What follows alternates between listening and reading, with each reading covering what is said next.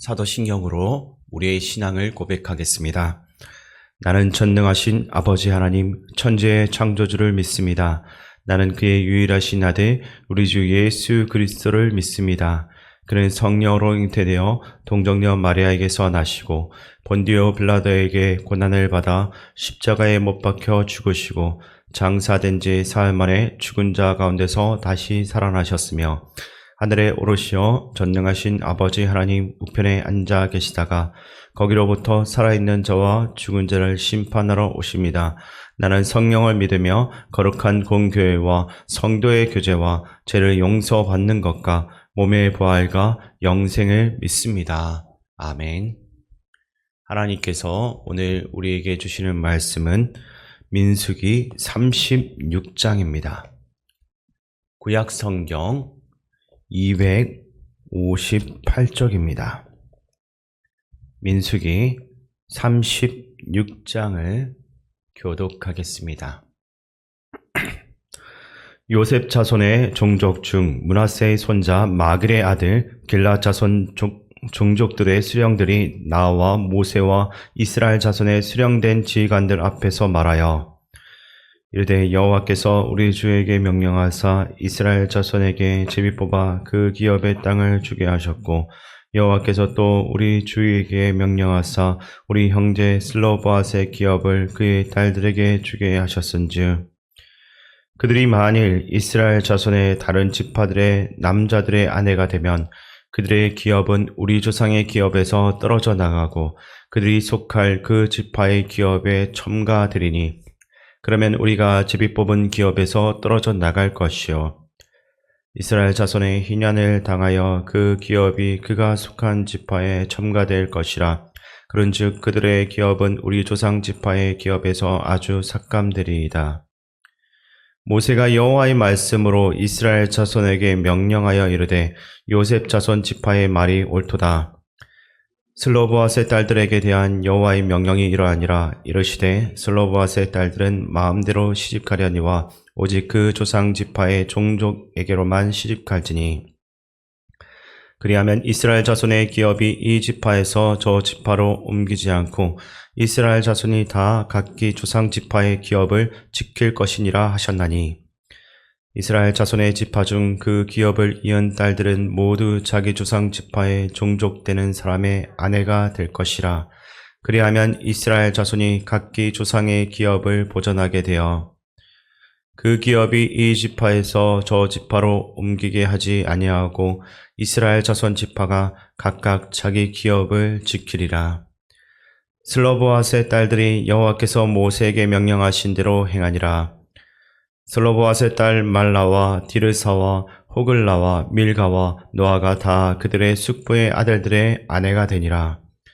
그들이 요셉의 아들 므낫세 자손의 종족 사람의 아내가 되었으므로 그들의 종족 지파에 그들의 기업이 남아 있었더라. 이는 여리고 맞은편 요단가 모압 평지에서 여호와께서 모세를 통하여 이스라엘 자손에게 명령하신 계명과 규례니라. 아멘. 지난번에 우리가 살펴본 27장에서 슬로보앗의 딸들이 제기한 땅에 대한 문제가 나왔고 하나님께서는 기업 물을 남자들이 없을 때 딸들에게도 상속할 수 있도록 해결책을 주셨습니다.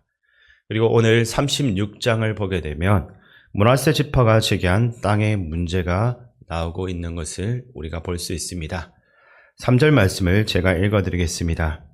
그들이 만일 이스라엘 자손의 다른 지파들의 남자들의 아내가 되면 그들의 기업은 우리 조상의 기업에서 떨어져 나가고 그들이 속할 그 지파의 기업에 첨가되리니 그러면 우리가 제비 뽑은 기업에서 떨어져 나갈 것이요. 아멘. 슬로보앗은 므낫세 지파에 속해 있었기 때문에 므낫세 지파의 지도자들이 모세를 찾아와서 부족 간의 결혼을 통해 지파에 할당된 그 딸들의 기업이 다른 지파로 넘어갈 가능성에 대해서 문제를 제기하고 있습니다. 기업을 상속받은 딸들이 다른 지파로 시집을 가게 되면 그들이 소유했던 땅이 남편의 지파에 소속이 될 수 있기 때문에 본래의 지파는 그 기업을 자연스럽게 잃어버리게 됩니다. 특히 이러한 상황이 악용될 경우 여러 지파의 땅이 다른 지파로 넘어가는 일이 발생하게 되어서 문제가 더욱더 심각해질 수가 있었습니다. 이는 제비뽑기로 분배된 땅의 균형을 깨트릴 뿐만 아니라 하나님께서 약속하신 땅 분배의 원칙에도 위배되는 일이었습니다. 그래서 지도자들은 이러한 점을 문제로 삼아서 모세에게 이것을 해결해 줄 것을 요청하고 있습니다. 민수기 27장에서는 가족 단위에서의 기업 상속의 문제가 다루어졌다면 이번 장에서는 지파 단위의 상속 문제가 등장을 한 것입니다. 그리고 이 문제에 대한 해결책도 하나님께서 제시하는 것을 우리가 볼 수 있는데 8절과 9절 말씀을 함께 읽겠습니다. 이스라엘 자손의 지파 중 그 기업을 이은 딸들은 모두 자기 조상 지파에 종족되는 사람의 아내가 될 것이라. 그리하면 이스라엘 자손이 각기 조상의 기업을 보존하게 되어 그 기업이 이 지파에서 저 지파로 옮기게 하지 아니하고 이스라엘 자손 지파가 각각 자기 기업을 지키리라. 아멘. 하나님께서는 약속의 기업을 받은 딸들은 반드시 그 지파 안에서만 결혼하라라고 명령을 하셨고 이것을 통해 땅의 중요성을 강조하고 있습니다. 하나님의 기업은 지파들에게 주어진 매우 중요한 축복이었고 민수기의 마지막에서도 하나님께서는 이를 다시 한 번 더 강조하며 말씀하시는 것을 볼 수 있습니다. 약속의 땅에 대한 정의를 우리가 다음과 같이 요약할 수가 있는데 먼저 땅은 하나님의 소유입니다. 이 세상에 하나님이 소유하지 않으신 것은 없다는 것입니다. 두 번째로 이스라엘이 받은 땅은 하나님의 선물이라는 것입니다. 이스라엘은 그 땅을 소유한 것이 아니라 관리자로서 그 역할을 맡은 것뿐입니다.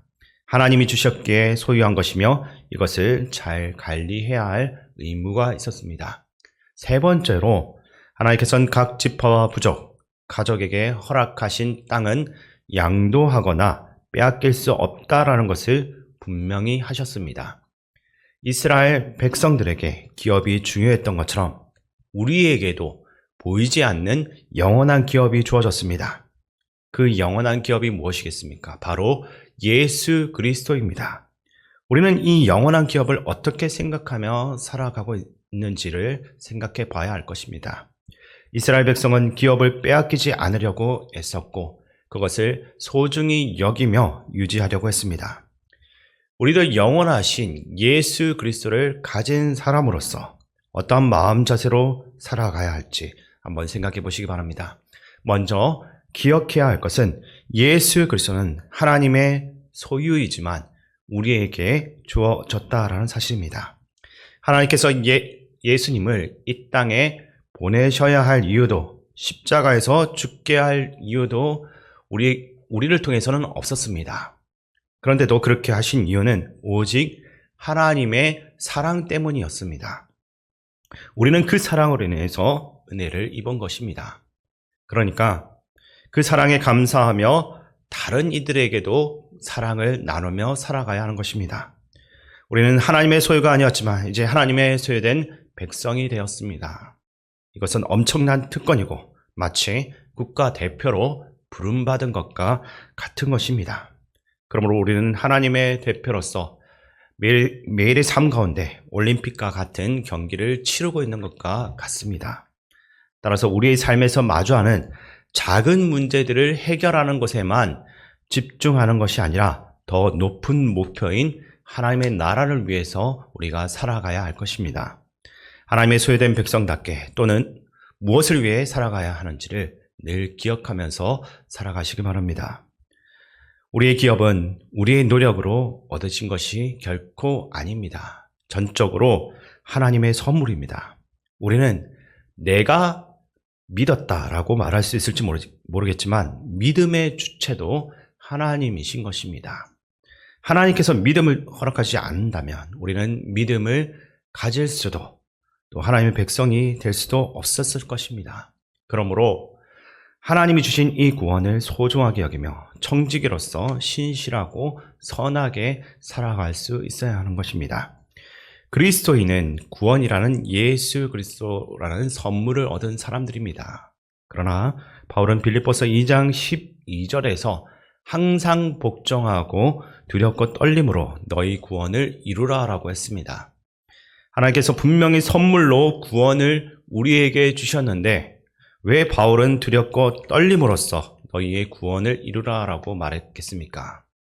이것은 구원이 우리에게 선물로 주어진 것이지만 구원받은 하나님의 백성으로서 이 땅에서 살아가야 할 사명과 이유가 있음을 뜻하는 것입니다. 그런데 이것은 우리가 받은 이 구원이 부족하거나 구원을 위해서 어떠한 행위를 추가로 해야 한다라는 의미는 아닙니다. 오히려 날마다 구원받은 자로서 하나님을 의식하며 하나님께서 맡겨주신 것들을 책임 있게 잘 사용해야 하는 청지기의 역할을 감당하라는 것입니다. 하나님께서 잠시 맡겨두신 것들을 주인을 위해 사용하는 것, 그것이 바로 우리에게 주어진 사명입니다. 주신 분도 하나님이시고 거두실 수 있는 분도 하나님이심을 인정하며 살아가는 것입니다.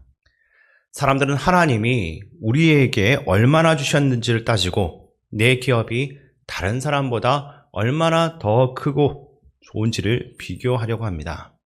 우리는 영적인 축복보다 세상적인 물질적인 축복에만 더 관심을 두며 주객이 전도된 그러한 삶을 살 때가 있는 것입니다. 영적인 축복이 모든 것의 끝인데 세상적인 축복이 있어야지만 영적인 축복을 받은 것처럼 여기는 그러한 태도를 갖게 되는 것입니다. 심지어 영원한 기업인 예수님보다 세상적인 기준의 기업을 더 중요하게 여기는 때가 있다는 것입니다.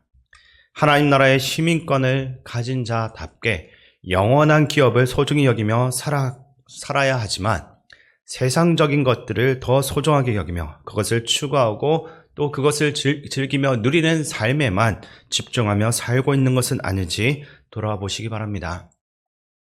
세상에서 자랑할 수 있는 것들은 하나님 나라에서는 사실 아무런 자랑거리가 되지 않음을 기억해야 합니다. 내가 어디에 살고 무엇을 하며 세상에서 무엇을 누리고 있는 건지는 하나님 나라에서는 그렇게 크게 중요하지 않습니다. 중요한 것은 하나님께서 주신 것들을 어떻게, 누구를 위해, 또 무엇을 향해서 사용하고 있는지인 것입니다.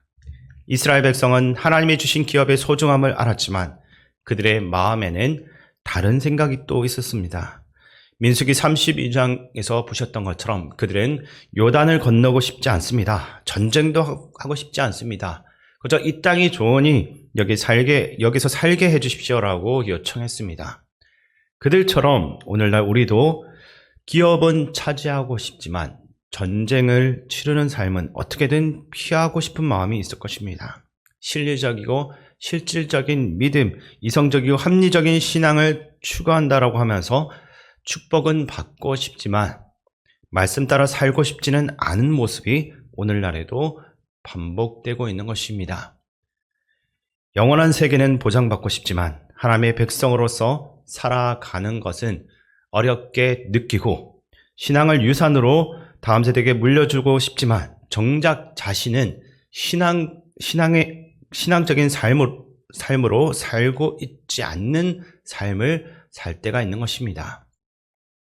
세상에선 더 많은 것을 소유하고 인정받는 것이 성공으로 보일 수 있습니다. 그러나 하나님 앞에선 그것이 결코 인정받을 수 없는 길이 되는 것입니다. 하나님께서 우리에게 주신 책임과 말씀을 따라 살지 않는다면 결국 우리의 물질적 번영은 하나님께 대한 범죄로 이어질 수가 있습니다.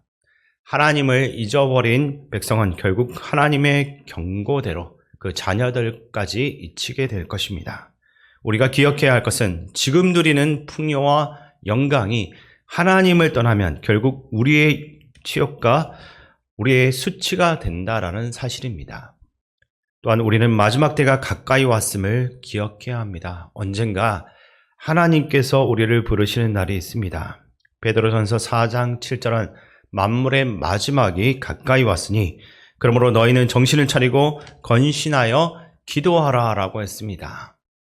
우리는 이 땅에서 곧 사라질 것을 위해서 살아가는 인생이 아니라 영원한 기업인 하나님의 나라와 예수 그리스도를 위해서만 살아가야 할 것입니다.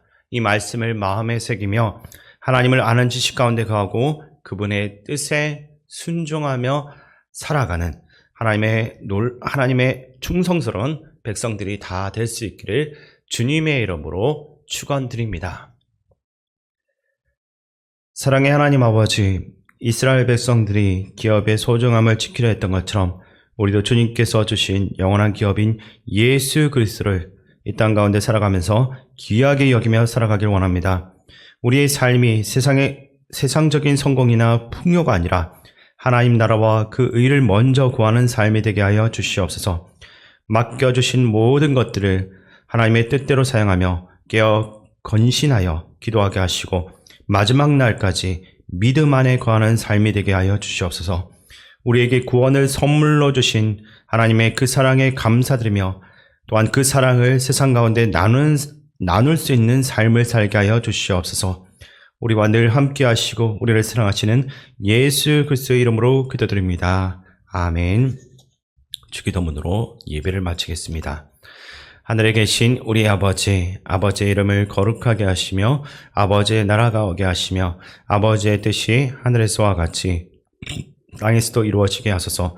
오늘 우리에게 일용할 양식을 주시고 우리가 우리에게 잘못한 사람을 용서하여 준 것 같이 우리 죄를 용서하여 주시고 우리를 시험에 빠지지 않게 하시고 악에서 구하소서. 나라와 권능과 영광이 영원히 아버지의 것입니다. 아멘.